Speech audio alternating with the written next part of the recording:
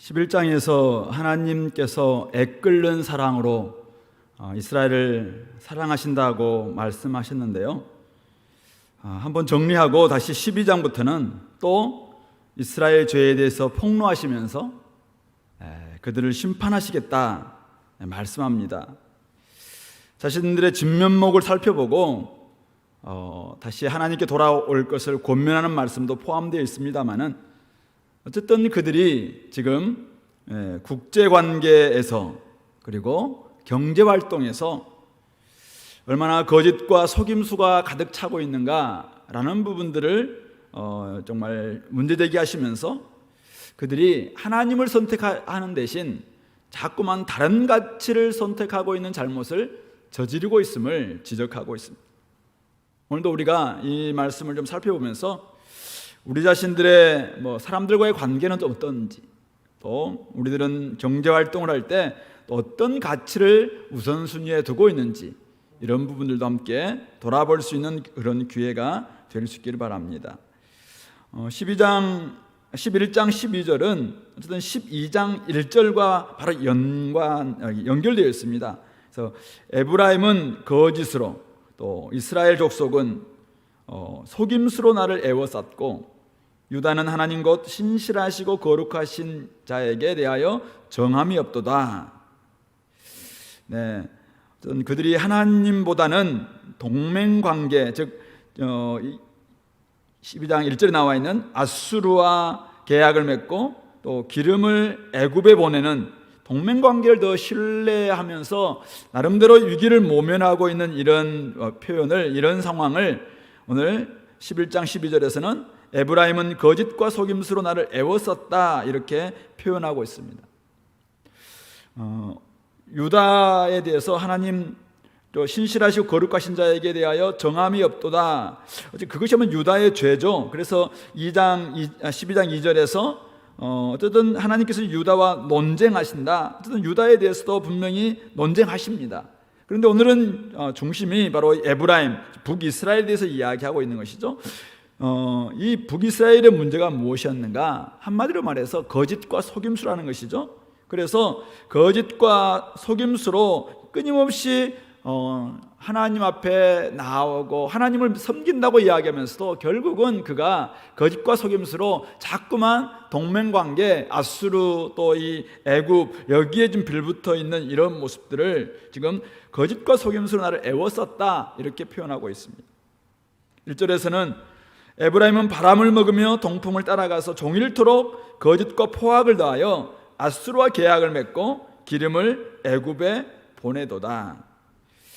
아마도 이 북이스라엘은 이 정말 강력한 권력, 강력한 힘을 가지고 있는 두 나라가 북쪽에 있고 남쪽에 있으니까 어쨌든 자기들이 좀 살아볼 거라고 결국은 값비싼 대가를 치르면서까지도 그들이 꼭 하고 싶은 게 뭐냐면은 마음에서 더 강한 세력에게 내가 좀 동맹을 맺어야 되겠다, 이 생각이, 그래야지 우리가 좀 오래 견디고 살 것이 아니냐. 사실 이게 보편적 생각이죠.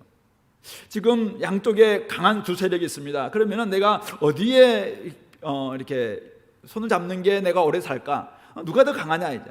그러니까 오늘은 어떻게 보면은 아수르가 좀 강하니까 아수르와 계약을 맺고, 또 보니까 애굽이 좀 강한 것 같으니까 또 애굽에 더 기름을 보내고, 이런 삶 자체가 지금 하나님을 중심으로 삼고 살아야 될 그들이 지금 오락가락하고 있는 것이죠. 그냥 좌로 우로 치우치고 있는 이런 모습이라고. 근데 그것은 하나님 보시기에는 거짓과 속임수로 나를 애워싸는 것이다 이렇게 이야기를 하고 있는 것이죠. 아수르와 계약을 맺고 애굽에게 기름을 보내는 그 결과는 뭘까요? 오늘 2장 1에 나와 있는 것처럼 야곱을 그 행실대로 벌하시며 그의 행위대로 그에게 보응하시리라. 이것을 잘 보여주고 있는 성경이 열왕기하 17장입니다. 우리 잠깐 열왕기하 17장을 한번 볼까요? 열왕기하 17장에 당시의 상황이 어땠는지 이렇게 볼 수 있는데요. 구약성경 590페이지인데요. 마지막 왕 호세아가 사마리아에서 왕이 되어서 9년간 통치했는데 2절 보니까 여호와 보시 악을 행하였으나 다만 그전 이스라엘 여러 왕들과 같지 아니하였다 이렇게 이야기하면서 아수르 왕 살만에셀 올라왔을 때 호세아가 그에게 종이 되어서 조공을 드립니다. 그러다가 4절에 애굽의 왕 소라는 이제 애굽의 왕 이름인데, 사자들을 보내서 해마다 하던 대로 아수르 왕에게 조공을 드리지 아니하매 아수르 왕이 호세아가 배반함을 보고 그를 옥에 감금하여 두고, 이렇게 해서 이제 이 아수르 왕이 결국 사마리아를 다 에워싸고 3년간 에워쌌다가 호세아 왕 9년에 결국은 이들을 점령하고 사람들을 끌어다가 할라, 하볼, 메대 사람의 여러 고을에 두었더라, 이렇게 이야기를 하고 있습니다. 근데 그것을 오늘 열왕기야 저자는 왜 이렇게 되었는가, 그 평가가 7절부터 이제 18절에 나와 있거든요. 우리 7절 8절만 같이 한번 읽어볼까요? 이 일은 이스라엘 자손이 자기를 애굽 땅에서 인도하여 내사 애굽의 왕 바로의 손에서 벗어나게 하신 그 하나님 여호와께 죄를 범하고 또 다른 신들을 경외하며 여호와께서 이스라엘 자손 앞에서 쫓아내신 이방 사람의 규례와 이스라엘 여러 왕이 세운 율례를 행하였음이라. 왜 이렇게 되었는가라고 할 때, 이들이 힘이 약하거나 아니면은 그냥 아수르에 붙고 애굽에 붙고 뭐 이런 것이 아니라 결국은 그가 하나님께 죄를 범하고 다른 신들을 경외하고 그리고 이방 사람들의 규례와 이스라엘 여러 왕들이 세웠던 규례, 즉 여로보암의 길을 따라갔던 그 결과가 이들의 결과였다. 그리고 뒤에 쭉 읽어보면 이제 듣지 않고 자식들을 그냥 바로 이방 신들처럼 막 불에 집어넣기도 하고 이런 일들 다 벌림으로 말미암아 결국 북이스라엘이 멸망했다, 이런 이야기를 하고 있는 것입니다. 왜 이스라엘이 멸망하게 되었는가? 편의에 따라 자기들이 어디에 실익이 있을까? 편의에 따라서 세상 길을 택하는 것, 바로 이것이 결국은 그들의 신앙이 얼마나 약한 기반 위에 있는지를 잘 보여주고 있는 지표라는 것이죠. 그들은 지금 여기가 좀 강한 것 같으면 여기에 빌붙고, 저기가 강한 것 같으면 저기에 빌붙고, 여기가 좀 대세 같으면 여기에 또 따라가고, 저기가 조금 내가 잘 살 것 같다 싶으면 저기에 붙고, 이것 자체가 뭘 보여주냐면은 결국은 우리의 신앙 자체가, 신앙의 기반 자체가 너무나도 약하다는 거예요. 그러니까 내가 신앙이 굳건하면은 오직 하나님만 쫙 바라보고 아무리 세상에 어떤 바람이 불고 어떤 지금 풍랑이 온다 할지라도 변치 않고 쭉 갈 수 있을 텐데, 이게 약하다 보니까 그냥 여리 붙다 저리 붙다 오락가락 결국 그렇게 하다가 무너질 수밖에 없다는 거예요. 결국 그들의 행동의 결과는 자신이 져야 된다는 것이죠. 이스라엘은 바람을 먹었다라고 표현하고 있습니다. 바람이 뭔가요? 바람, 잡을 수도 없지만 그것을 먹고 있다. 헛된 것을 먹고 있다는 거예요. 동풍을 따라갔다. 동풍이 뭔가요? 우리나라의 동풍은 저기 동해바다에서 오는 바람이지만은 이스라엘 동풍은 저 사막 지역에서 오는 바람이거든요. 동풍으로 말미암아 이스라엘의 온전히 이 모든 곡물들이 다 말라버리는 이 바람이 하나님이 보내시는 동풍이었어요. 근데 그 동풍을 따라가고 있습니다. 아주 위험한 바람입니다. 근데 그것을 따라가고 있습니다. 결국 자기들이 죽을 짓을 하고 있다는 말씀입니다. 그래서 그들은 강대국을 의지합니다. 그러니까 스스로 멸망을 자초한 꼴이 되었다라고 이야기하죠. 하나님께서 야곱이 에브라임을 그 행위대로 벌하시겠다라고 말씀합니다. 거짓과 속임수로 하나님을 버린 죄에 대해서, 거짓과 포악으로 이방 나라와 계약을 맺은 것에 대해서 그 값을 톡톡히 치르게 하겠다라고 하나님은 말씀하고 있는 것이죠. 오늘 우리의 신앙은 결국은 어렵고 힘든 때에 위기 상황에서 어떻게 무엇을 선택하고 있느냐, 거기에서 우리의 신앙이 드러날 수밖에 없습니다. 물론 우리는 편할 때는 그냥 우리가 좁은 길로 잘 갈 수 있고 하나님을 잘 의지할 수 있는 것 같아요. 그러나 지금 위기 상황이고 사실은 나에게 힘이 없는 것 같고 여기가 훨씬 더 강한 힘인 것 같고, 여기가 좀 대세인 것 같고, 여기가 권력의 줄을 댔을 때 내가 잘 살 것 같다라는 이런 상황이 올 때 우리의 신앙이 거기에서 사실은 좁고 협착한 길보다는 넓고 많은 사람들이 가는 길을 택하는 경우가 굉장히 많다는 것이죠. 근데 결국은 그런 선택 속에 결국 우리는 하나님을 의지하느냐 세상을 의지하고 있느냐, 어떤 자기의 신앙에 진짜 민낯이 드러난다라는 것을 이야기하고 있습니다. 혹시 우리가 지금 바람을 먹고 동풍을 따라가는 그런 결정을 하고 있지 않는가? 대부분의 사람들이 가고 있는 그 길, 좀 바람을 먹고 동풍을 따라가는 그 길일 수 있습니다. 왜요? 그게 강하게 보이니까, 그게 대세처럼 보이니까. 그게 결국 우리가 이길 수 있는 길이다라고 생각할 수 있기 때문인 것이죠. 이 대세를 거스리는 결정 참 쉽지 않는 것 같아요. 그런데 결국은 오늘 본문은 뭡니까? 바람은 결국 잡을 수 없다는 거예요. 바람은 바람일 뿐이라는 거예요.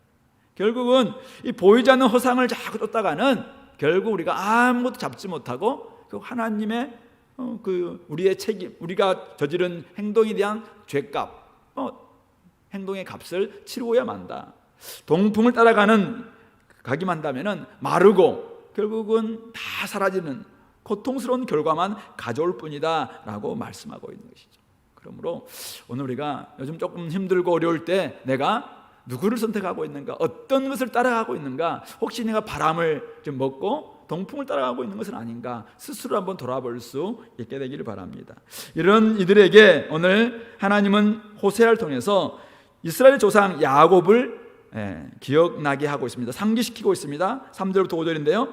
야곱은 모태에서 그의 형의 발 뒤꿈치를 잡았고 또 힘으로는 하나님과 겨루되 천사와 겨루어 이기고 울며 그에게 간구하였으며 하나님은 베델에서 그를 만나셨고 거기에서 우리에게 말씀하셨나니 여호와는 만군의 하나님이시라 여호와는 그를 기억하게 하는 이름이니라. 야곱은 이스라엘의 조상이죠. 모태에서부터 형 에서의 발 뒤꿈치를 잡았던 천성적 기질 자체가 지고는 견디지 못하는 사람, 바로 야곱이었죠. 장성한 사람, 나중에 그가 20년 동안이나 이제는 밧단 아람에 가서 라반 외삼촌 밑에서 이제는 열심히 섬기다가 돌아올 때 형 에서를 만나야 됩니다. 근데 사실은 재산을 많이 얻고 자식도 이제는 많이 얻었지만은 형을 만나기가 너무 무섭습니다. 그래서 그가 야복 나루터에서 다 살 길을 마련해 놓고 다 보내놓고 혼자서 그 자리에서 씨름하는 장면을 우리가 보지 않습니까? 그때 그가 하나님과 겨루되 천사와 겨루어 이겼다라고 이야기합니다. 천사와 겨루어 이길 수 있는 사람이 어디 있겠습니까? 근데 이 야곱은 지고는 견딜 수가 없으니까 자기에게 축복을 하지 않는다면 결코 보내지 않겠다라고 지금 자기의 이 대퇴부까지도 어긋났음에도 불구하고 그 붙들고 끝까지 축복을 해달라고 울면서 그에게 간구했던 이 야곱의 옛날의 모습을 떠올리게 하고 있습니다. 축복을 위해서 끝까지 붙들었던 바로 이스라엘 조상 야곱을 떠올립니다. 그러면서 그 뒤에 뭡니까? 하나님께서는 거짓과 속임수로 형과 아버지를 속이고 외가로 가던 바로 그 도망길로 갔던 우리 야곱을 베델에서 만나 주셨습니다. 거기에서 우리에게 말씀하셨다. 그에게 말씀하셨고 우리 바로 지금 이스라엘에게 말씀하셨다는 것이죠. 그와 함께 하겠다고 어디로 가든지 무엇을 하든지 지켜주겠다고 약속했습니다. 그의 하나님이 되고 그의 후손은 아브라함의 언약에 따라서 하나님 백성이 될 것이다 라는 약속을 해주셨습니다. 그러므로 야곱은 오직 여호와 하나님만을 붙들어야 했었습니다. 야복 나루터에서 그가 그렇게 씨름하면서 붙들면서 자기에게 축복해달라고 그렇게 울면서 간구했던 그 여호와 하나님을 붙들어야 했던 것이죠. 바로 여호와, 그분은 만군의 하나님이시고 여호와, 그분은 그를 기억하게 하나님, 이스라엘이 반드시 기억해야 될 이름이었습니다. 그렇기 때문에 6절 그런즉 너의 하나님께로 돌아와서 인애와 정의를 지키며 항상 너의 하나님을 바랄지니라. 오늘 하나님께서 이스라엘 조상 야곱을 상기시키고 있는 이유가 무엇인가요? 야곱이 이스라엘 되기까지 여호와 하나님을 빼놓고는 생각할 수 없었다는 것입니다. 그렇게 지고는 견디지 못하는, 그렇게 거짓과 속임수로 가득 찼던 그 야곱이 이스라엘의 조상, 이스라엘이 되기까지 여호와 하나님께서 함께하지 않고서는 그와 그에게 해주셨던 그 약속을 생각하지 않고서는 오늘 이스라엘이 있을 수 없다는 것이죠. 그의 삶이 변화된 것은 베델과 야복강 나루터에서 만나주셨던 여호와 하나님 덕분이었다는 사실이죠. 그러므로 이스라엘은 영원토록 기억해야 될 이름이 있는데 그 이름이 만군의 여호와 하나님이었다는 것입니다.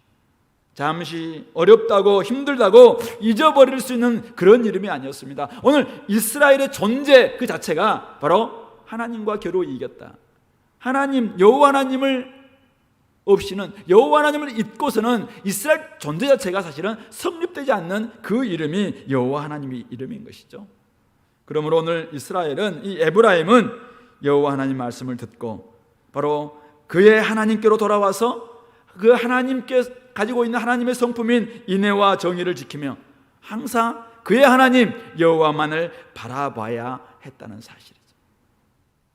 만나주시고 말씀하셨던 하나님, 그에게 새로운 인생을 살게 만들어주셨던 그 하나님, 여전히 이스라엘이 만나야 될 그 이름 여호와 하나님, 바로 그의 하나님이었던 것이죠.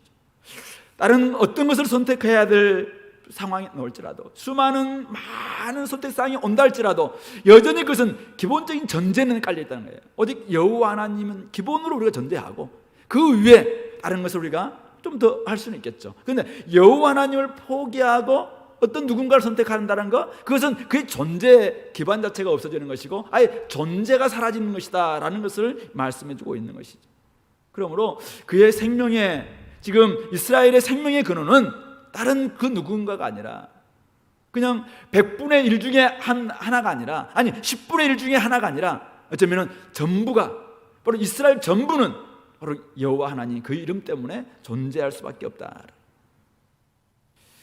만군의 여호와 하나님 그 이름은 힘들고 어렵고 아프고 고통스럽고 지금 가난하고 어렵고 아무것도 돌아봐도 누군가 아무도 나를 의지해 줄 수 있는, 나를 버티게 만들어 줄 수 없는 그런 상황에서도 여전히 나와 함께 하시고 나를 지켜주시고 내가 경험하고 나를 살게 만들어 주시고 그리고 나의 사실 존재 자체를 허락해 주셨던 그 이름, 그분이 바로 여호와 하나님, 그의 선하신 목자다라는 것을 말씀해 주고 있는 것이죠. 저는 좀 성격이 좀 급해서인지 몰라도 급하게 안 보이죠. 근데 되게 급한데요. 예. 성격이 막 급하다 보니까 급하면은 제 본 모습이 좀 드러나는데요. 정신이 없어요, 사실은. 성격이 막 급하다 보니까 너무 급하면은 사실은 그때 정확하게 급하면일수록 좀 돌아가야 되고 차분해야 되는데 급하면 제가 정신을 못 차려가지고 막 이것저것 하다 보니까 실수를 저지르고 또 막 화를 내기도 하고 뭐 이런 경우가 있는 것 같아요. 얼마 전에도 이제 우리 LTC를 딱 시작하는데 줌이라는 이걸로 하는데 갑자기 우리 강 목사님도 잘 배웠거든요. 근데 그런 상황이 딱 안 되고 갑자기 다른 상황이 되니까 갑자기 앞에 뭐 캄캄하면서 어떨지 모르니까 막 이렇게 하다가 막 헤매다가 나중에는 차분하게 다시 한번 잠시 묵상하면서 하나하나 원리를 좀 생각해 보니까 딱 이렇게 하면 되겠구나, 조금 응용이 되더라고요. 그러니까 급하고 정신이 없을 때일수록 정신을 번쩍 차리고 내가 누구이고 그리고 첫 번째 가르쳤던 원리가 무엇이었는가라는 걸 딱 생각하면은 사실은 하나하나 풀릴 수 있는 건데, 급하다 보니까 그냥 정신을 잃고 그냥 여기도 손대고 저기도 손대고 이렇게 하다 나중에는 더 헝클어지는 모습을 우리가 보지 않겠습니까? 지금 이스라엘이 좀 시급하죠. 사실은 막 나라가 위태로우니까 북에서는 아수르가 쫓아오고 아래쪽에서는 막 애굽이 오고, 그러니까 그냥 여기에다가 줄대고 저기다가 조공 바치고 자꾸 이러다 보니까 가장 중요한 원리, 자기가 서 있어야 될 그 기반, 그냥 거기에 서 있지 못하고 바람 먹고 동풍 따라가고 막 이렇게 하니까 결국 그가 망하는 거죠. 급할수록 돌아가야 됩니다.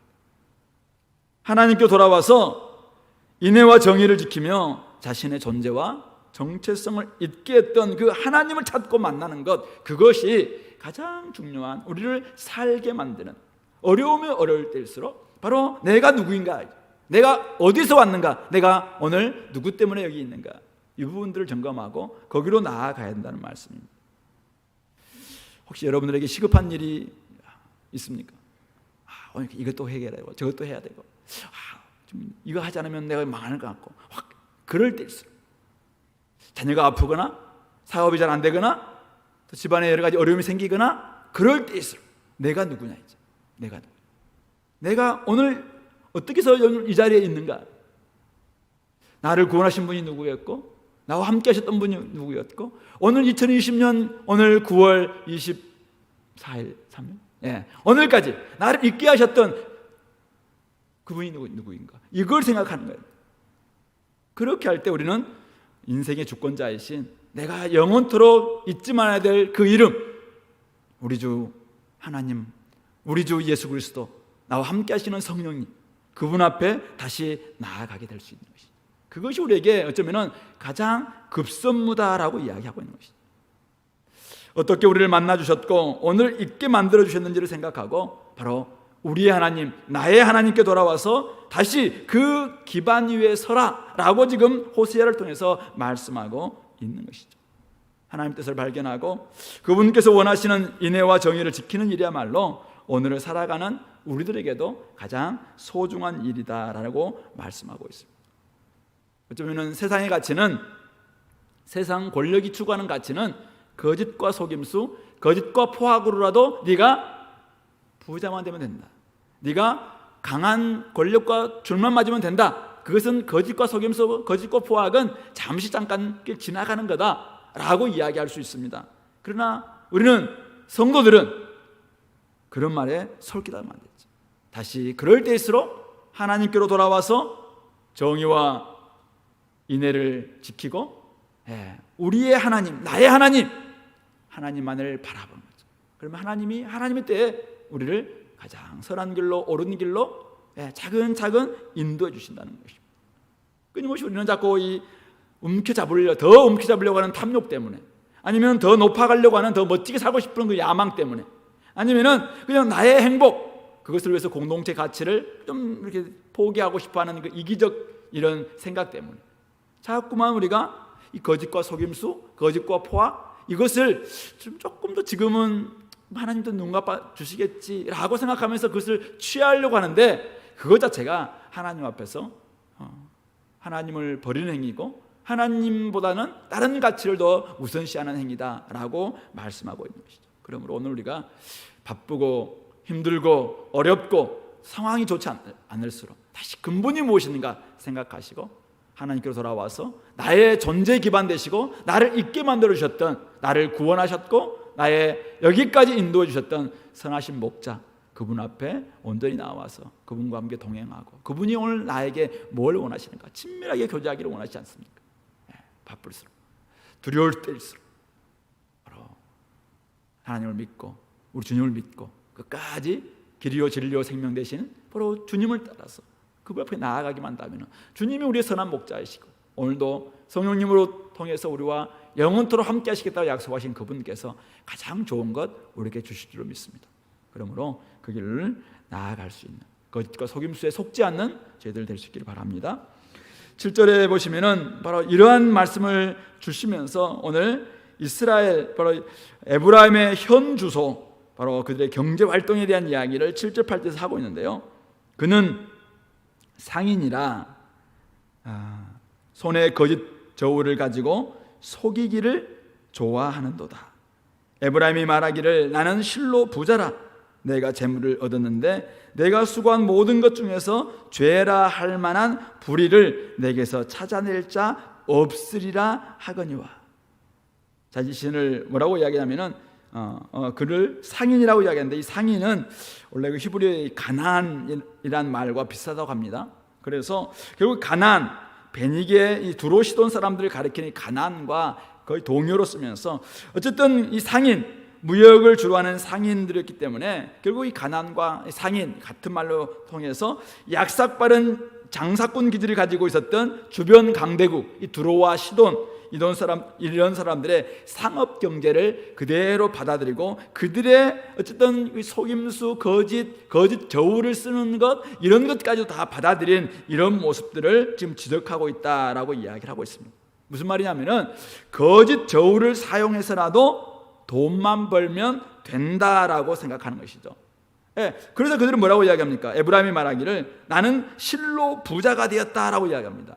풍요로움을 자랑하고 있습니다. 더 많은 돈을 버는데 온통 관심을 쏟기 때문에 자기가 지금 분명히 불의를 가지고 거짓 저울을 가지고 돈을 벌었잖아요. 그런데 하는 말이, 야, 누가 나가 이미 부자 됐는데 누가 나에게 네가 불의로 돈 벌었다라고 말할 수 있는 사람은 아무도 없다 라고까지 이야기하면서 자기가 지금 성도인지 성도가 아닌지 이것도 기준 자체가 그냥 사라진 것이죠. 그러니까 이미 돈 번다고 마음이 거기에 빼앗긴 나머지 윤리적 기준, 성도의 기준, 거룩함의 기준 다 사라지고 만 것이죠. 그냥 부자만 됐으면 됐다 이거죠.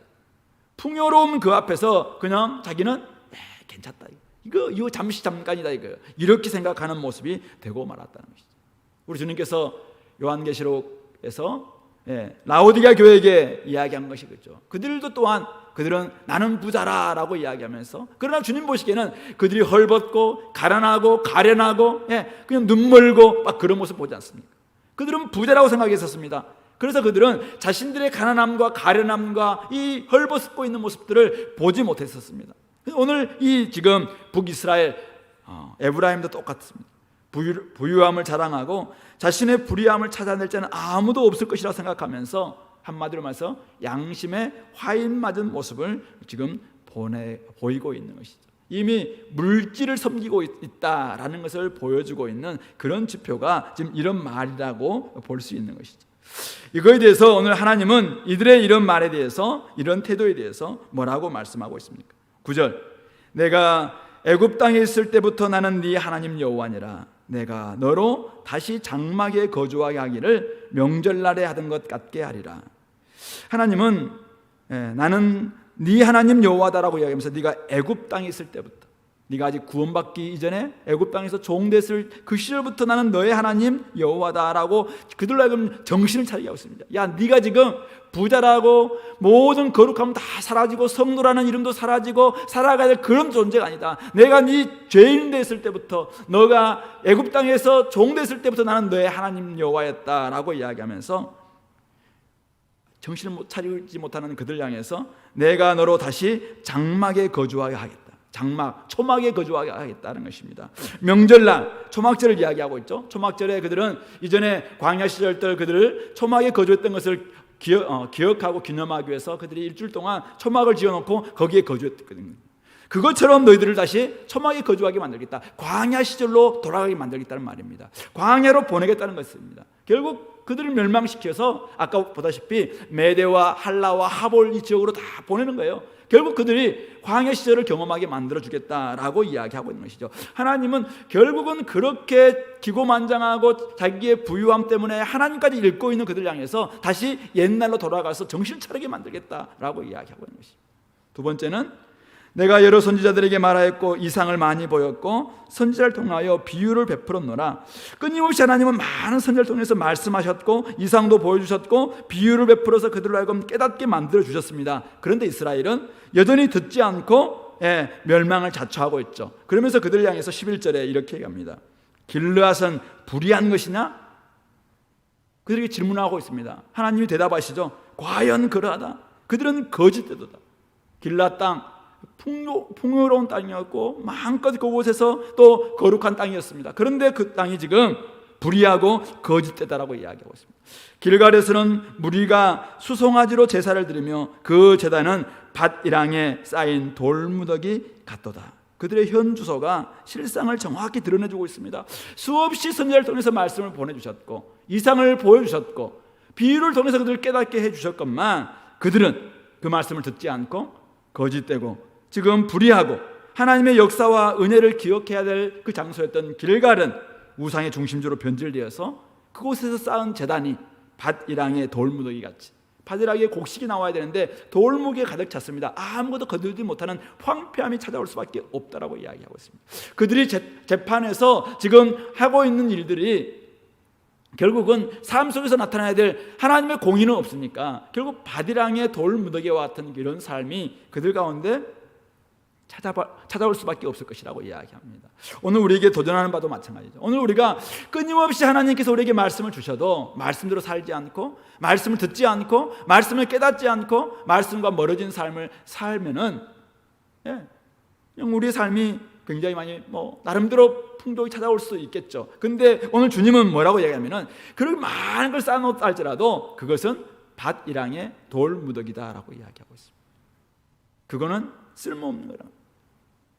아무리 멋지게 많은 것을 쌓아놓았다 할지라도 하나님 말씀을 듣지 않고 하나님의 말씀과 어긋난 거짓과 불의로 말미암아 쌓아놓은 그것이 비록 길갈에 가서 수많은 재산을 쌓았다 할지라도 길갈의 그 전통적인 이전에 하나님의 언약을 함께 맺었고 언약을 기억하는 도를 세웠고 이전에 모든 애굽의 수치가 다 굴러갔다고 하면서 정말 그곳에 와서 유월절을 지켜냈던 그 길갈 그곳에서 재단을 쌓아본들 그 옛날의 전통과 옛날의 기억의 장소에 가서 다시 한번 하나님을 찾아본들, 종교적 행사를 가져본들, 결국 그들이 거짓과 불의로 쌓아놓은 것이라면 그것은 밭이랑의 돌무더기에 불과하다라고 말씀하고 있습니다.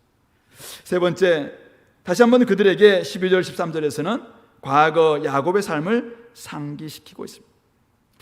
어떤 사람들은 이제 자꾸 나 때는 말이야 하면서 이제 옛날 이야기를 하시는 분도 있잖아요.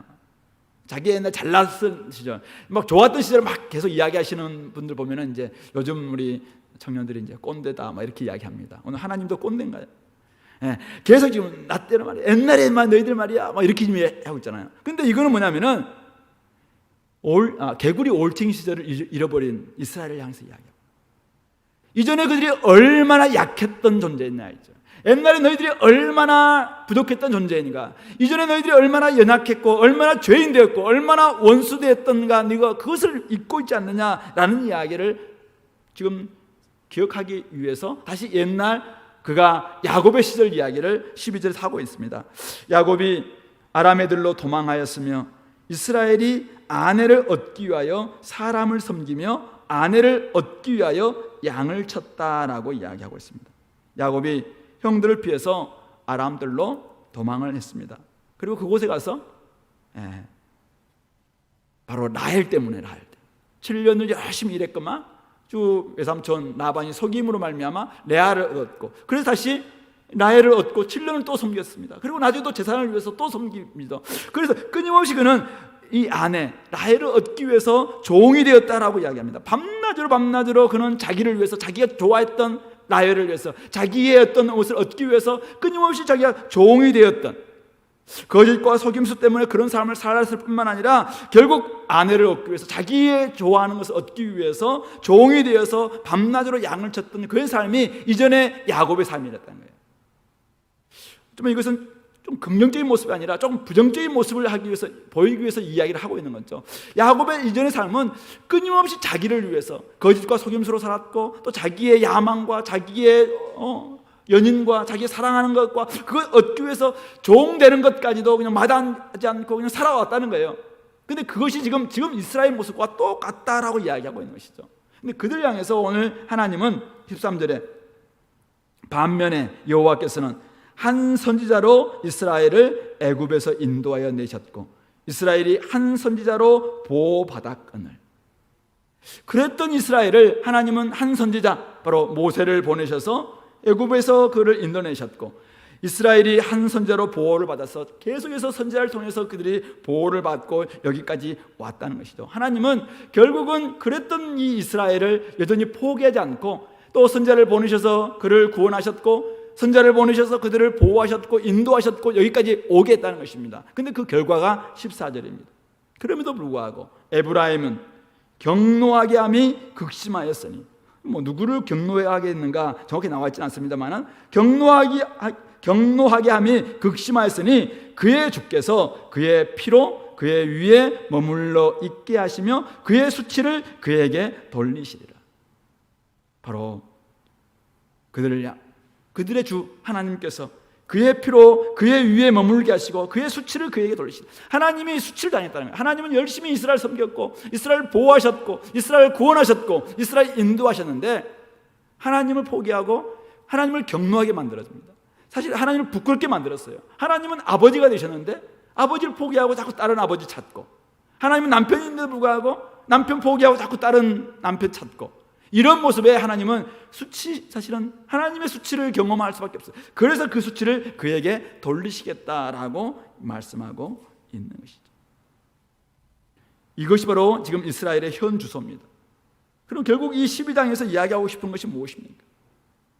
그러므로 그들은 다시 하나님께 돌아오라는 거죠. 하나님께 돌아와서 하나님만을 바라봐라 라고 이야기합니다. 아무리 힘든 시절이 하더라도 그것이 너희들의 존재 이유이고 존재할 수 있는 근거다. 이전에 너희들이 얼마나 악했고, 너희들이 이전에 얼마나 약했고, 이전에 얼마나 거짓과 속임수로 가득 찼고, 이전에 얼마나 자기 중심이었고 철저히 이기적인 존재였고, 그냥 자기가 좋아하는 것을 위해서라면 종되는 것까지도 마다하지 않고 그렇게 살았던 이전의 삶으로 다시 돌아간다면 결국 하나님께서는 수치를 그들의 머리 위에 돌릴 수밖에 없다. 그러므로 다시 한번 5절 6절 너의 기억해야 될 그 이름 여호와 하나님께로 돌아와라. 여호와 하나님만을 바라라. 결국은 인애와 정의를 지키며 항상 너희 하나님을 바랄지어다 라고 말씀하고 있는 것입니다. 지금까지 인도하신 하나님 대신 물질의 부요에 마음을 빼앗기고 거짓과 속임수로 살아가는 것, 그것마저도 그냥 괜찮다라고 생각하면서 도덕과 윤리와 모든 기준을 철저히 낮추고 거룩함과 성도라는 그 이름마저도 그냥 세상에서 별로 중요하지 않는 것처럼 살아가고 있는 사람들이 혹시 있다면, 하나님께서 사랑하는 자녀에게 하나님께서 애굽 시절부터 알고 있었던 그의 하나님, 그들의 하나님, 그리고 구원하시고 보호하시고 인도하셨던 그 하나님께서 주실 수 있는 것은 무엇입니까? 바로 징계밖에. 사랑하는 자녀에게 자녀가 아무리 이야기도 말을 듣지 않습니다. 아무리 얼레고 달래고 이전 이야기를 해주고 야 너희들이 옛날에 어떤 존재인지 아냐라고 이야기를 해주고 해도 불구하고 여전히 말 듣지 않습니다. 그럴 때는 때로는 내버려 두시기도 하지만 때로는 강한 채찍으로 징계하시는 것이죠. 사랑하기 때문에, 사랑하는 자녀이기 때문에 하나님은 징계하십니다. 존경하는 것이 아니라 징계합니다. 그래서 그를 결국 돌이키게 만드는 것이죠. 우리 어저께 말씀 봤습니다. 하나님 결국 그들을 회복시킵니다. 근데 이들이 회복되는 게 아니에요. 이들은 철저히 쫓겨갑니다. 철저히 무너집니다. 철저히 사라집니다. 그리고 한참 돼야, 어쩌면 700년 지나서 예수님 때 사도행전에서 어쩌면 이제는 이스라엘이 돌아오기 시작하죠. 얼마나 아픈 이야기입니까? 하나님 대신 탐심의 문이 멀면은 자신의 진짜 모습을 보지 못합니다. 죄가 있음에도 불구하고, 죄가 가득 참에도 불구하고 죄 없다, 나는 죄 없다, 그런 사람들을 우리 요한일서에서는 거짓말하는 것이라고 이야기하고 있습니다. 죄가 가득 참에도 불구하고 거기 나와서 하나님 앞에 나와서 회개함에도 불구하고 자기는 죄 없대요. 그냥 철저히 죄로 말미암아 불의와 거짓으로 돈을 벌고 그래서 부자가 됐음에도 불구하고 야 내가 이미 부자 됐으면은 야 남들 봐라, 남들 다 그렇게 사는 거 아니냐, 그게 무슨 불이냐, 그게 무슨 거짓이냐 라고 얘기하면서 이거는 이미 부자 됐으면 끝이야, 이미 승자 독식의 원리야 라고 이야기하면서 그것을 다 그냥 합리화시키고 있는 이런 모습, 그것이 진짜 죄인이다라고 이야기하고 있습니다. 내가 수고한 모든 것 중에서 죄라 할 만한 불의를 내게서 찾아낼 자가 없으리라. 맞습니다. 세상에서는 그를 향해서 야, 니 잘했다, 야, 니 그래도 결국 얻었네, 야, 니 이제 축복받는 거야, 이렇게 이야기할 겁니다. 그런데 주님께서는 너가 길앗이 불의하냐? 정말 그러하다. 골리앗은 거짓되도다. 분명하게 말씀하고 있습니다. 하나님께서 오늘 우리에게 바디랑에 돌무더기 쌓아놓은 이것 보시면서 야, 그게 지금 너희들에게는 큰 재산으로 보이냐? 내가 보기에는 밭이랑의 돌무더기다, 이렇게 말씀하시죠. 하나님은 다 보시고 아십니다. 물질의 부유함 때문에 교만에 빠지고 풍요로움으로 눈에 아무것도 보이지 않는 이런 사람들을 안하무인이라고 이야기합니다. 아무것도 배는 게 없다는 거죠. 근데 하나님은 다 알고 있습니다. 하나님은 다 보고 계십니다. 세상 사람들은 인정해 줄 겁니다. 야, 네가 참 바른 길을 간다, 좋은 길을 했네, 야 정말 부럽다, 야 어떻게 해서 그렇게 됐냐, 나한테 좀 비법을 알려달라, 이렇게 이야기할 수 있습니다. 그러나 주님은 내가 너를 다 알고 있다. 사실 이것보다 더 무서운 일이 있습니다. 그런 사람들은 오늘 보니까 재판에서도, 상거래에서도, 일상의 모든 관계에서도 다 드러날 수 있는데 결국 그것은 하나님을 의식하지 않고 살아가고 그로 말미암아 그들이 얻은 것 자체가 거짓이고 불의라면은 하나님은 그것 다 그들에게 다시 그냥 돌릴 것이라고 이야기하고 있습니다. 죄값을 그거에 대해서 징계하실 것이다 라고 말씀합니다. 그러므로 혹시 내가 얻은 것 이것 때문에 막 교만하거나 아니면 내가 좀 분명히 불의함이 있고 거짓됨이 있음에도 불구하고 하나님의 원리가 아님에도 불구하고 내가 그것을 자꾸 눈 감으려고 하고 있는 이런 태도가 있다면 다시 한번 내가 조금 좀 위험한 상태에 있구나라는 것을 좀 감지하시고 우리가 좀 정신을 차려. 죄가 있음에도 불구하고 자꾸 죄 없다라고 이야기하고 세상 기준에 그냥 맞춰서 정당화시키거나 하나님의 기준은 분명히 죄인데 세상 기준을 가져오면서 야 이걸 누가 불의하고 이야기할 수 있겠냐, 이건 다 아무나 하는 거지 라고 이야기하면서 자꾸만 자기를 그냥 합리화시키거나 정당화시키려고 하는 그것 자체가 하나님 앞에서는 아름답지도 못하고 결국 그것은 징계받을 수 있는 어떤 거리가 될 수 있다 생각하시고 돌아볼 수 있게 되기를 바랍니다. 이제 말씀을 정리하겠습니다. 하나님 말씀에 순종하지 않고 자신의 욕심이 말하는 소리, 세상의 소리에 너무 민감한 사람들은 혹시 계시지 않습니까? 삶은 좀 더 윤택해질지 모르겠습니다. 하지만 그것은 분명히 단언합니다. 하나님께서 주시는 풍족함이 아닙니다. 그것은 복이 아닙니다. 하나님께서 원하시는 복은, 하나님 주시는 복은 심령이 가난한 사람이고 온유한 사람이고 의를 위하여서 핍박을 받는 사람이고 마음이 청결한 사람, 그런 사람들이 복이라고 분명히 말씀하고 있습니다. 그런 복은 바람이 불면 금방 날아가 버릴 겨 뭔지 알죠? 그냥 쌀인 줄 알았어요. 근데 안에 알맹이 하나도 없는 쭉정이 하면 다 날아갈 겨. 소들은 좋아합니다. 근데 이거는 사람이 먹을 수 있는 게 아니에요. 겨입니다. 먼지투성이죠. 많이 쌓아놨는데 바람이 불면은 다 날아갈 것들입니다. 여기에 우리의 마음을 뺏겨서는 안 되겠습니다. 하나님께서 어떻게 우리를 구원하셨는지, 어떻게 우리를 인도하셨는지 돌아보는 것, 이것이 필요한 이유가 바로 여기에 있습니다. 내가 오늘 조금 힘들더라도 어렵더라도 어디에 내가 중심을 쓸 것인가.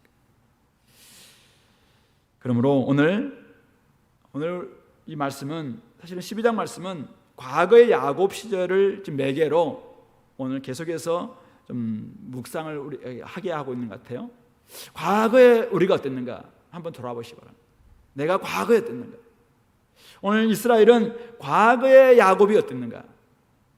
베델에서 하나님을 만났고 야복강에서 하나님과 겨루어 이기고 울면서 간구했던 그 하나님을 지금 잊고 있다는 것이죠. 이전에 도망칠 때 하나님을 만났고 도망쳤고 그곳에서 또 자기가 좋아했던 것 얻기 위해서 막 종되는 그런 삶까지도 그냥 살았던 이런 모습. 근데 그랬던 우리를 하나님은 선지자를 통해서 말씀을 통해서 끊임없이 보호하시고 인도하셨던 그 하나님. 오늘 우리의 과거는 어땠습니까? 너무 가난했기 때문에, 너무 힘들었기 때문에 그냥 생각도 하기 싫다, 그런 분도 계실 거라고 생각해요. 근데 오늘이 우리가 정상적이고 오늘이 우리가 좀 교만하지 않고 좀 겸손하고 하나님 보시기에 거룩하고 신실하다면은 과거는 다 이제 버리시면 됩니다. 그러나 혹시 내가 지금 조금 가진 것 때문에, 조금 나아진 것 때문에 안하무인, 교만, 만족하지 못하고 이렇게 살아가는 사람들, 과거를 좀 다시 들춰봐야 됩니다. 우리 처음 주님 만났을 때 당시, 이전에 내가 지금 그 힘든 시절 때 하나님이 어떻게 나에게 인도하셨고 말씀하셨고 또 보호하셨는가. 자꾸 그걸 우리가 놓치면은 내가 어디에서 태어났는가, 나의 모태가 어디였는가, 정말 어머니의 품을 자꾸 잊어버리는 그런 자식처럼 하나님의 품 안에서 우리가 이렇게 오늘이 있게 만들어 주셨는데도 불구하고 우리가 그 부분들을 자꾸 놓치게 되면은 자꾸만 어려울 때, 힘들 때 우리의 존재 기반이신 하나님을 놓치고 자꾸만 다른 데 우리가 서려고 하고 거기에서 뭔가를 얻으려고 하는 이런 잘못을 범하는 것 같습니다. 원래 우리가 그런 존재였음을 좀 기억했으면 좋겠고, 우리는 원래 자기를 살았던 존재였고 자기 야망을 위해서 살았던 존재였고, 그리고 남의 종이 되는 것까지도 서슴지 않고 어쨌든 내가 원하는 것을 추구했던 그런 존재였었습니다. 그런데 하나님이 우리를 위해서 선지자를 보내주셨고 구원자를 보내주셨고 우리를 자유케 해주셨고 오늘 우리를 있게 만들어 주셨습니다. 새롭게 하셨고 온전히 주님의 자녀가 되게 하셨습니다. 그렇다면 우리는 하나님을 떠나서는 안 되죠. 주님 안에 거해야 됩니다. 주님과 함께 더불어 살아가야 됩니다. 주님의 사랑 안에 거해야 됩니다. 주님이 우리에게 진짜 복이시고 생명과 풍성한 생명을 주실 분이시다라는 것을 우리가 기억하면서 주님의 안에 온전히 거하는 것. 오늘 다시 한번 6절 말씀을 읽겠습니다. 그런즉 너의 하나님께로 돌아와서 인애와 정의를 지키며 항상 너의 하나님을 바랄지니라. 그것이 오늘 우리가 해야 될 기준이고 오늘 우리가 나아가야 될 온전한 모습이라고 생각합니다. 주님이 오늘 우리를 기대하는 것이 하나님께 돌아와라. 하나님의 성품인 인애와 공의를 지키라. 그리고 하나님만을 바라라. 자꾸만 다른 거 바라보지 마시고 나의 하나님을 바라보시고 그분을 통해서 이 나그네 길을 온전히 걸어감으로 말미암아 어렵고 힘든 이 길을 끝까지 걸어가시고 마지막 때 주님이 주실 영광스러운 그 나라에 온전히 들어가는 우리 공동체 모든 식구들 될 수 있기를 말씀으로 권면합니다. 우리 말씀을 좀 기억하면서 하나님 아버지, 우리가 의지해야 될 분은 하나님밖에 없음에도 불구하고 이스라엘처럼 자꾸만 세상의 좀 힘의 중심이라고 생각하는 그것에 내가 마음을 빼앗긴 것은 아닙니까? 거짓과 속임수로 하나님을 애워쌌다라고 표현하고 있는 것처럼 우리가 자꾸 국제 사람들 관계 속에서 거짓과 속임수로 우리가 하나님을 대할 때는 없는지 돌아봤으면 좋겠고, 경제활동에 있어서도 내가 자꾸만 성도라는 신분을 자꾸 망각한 채 도덕적 기준, 하나님의 그 기준을 자꾸만 우리 하향화시키면서 자꾸만 우리가 거짓과 불의로 부유하게 되려고 부자가 되려고 하는 그런 모습을 없는지 생각해 보면서 결국 우리는 다시 주님께로 돌아와서 하나님의 공의와 인애를 지키면서 우리 하나님 여호와만을 바랄 수 있는 저희들 되게 달라고, 하나님 좀 내가 멀리 가 있다면은 다시 주님께 돌아와서 하나님 안에 온전히 거하고 하나님 주시는 그 마음으로 온전히 살아가게 달라고 이 시간에 같이 한 목소리로 기도하겠습니다.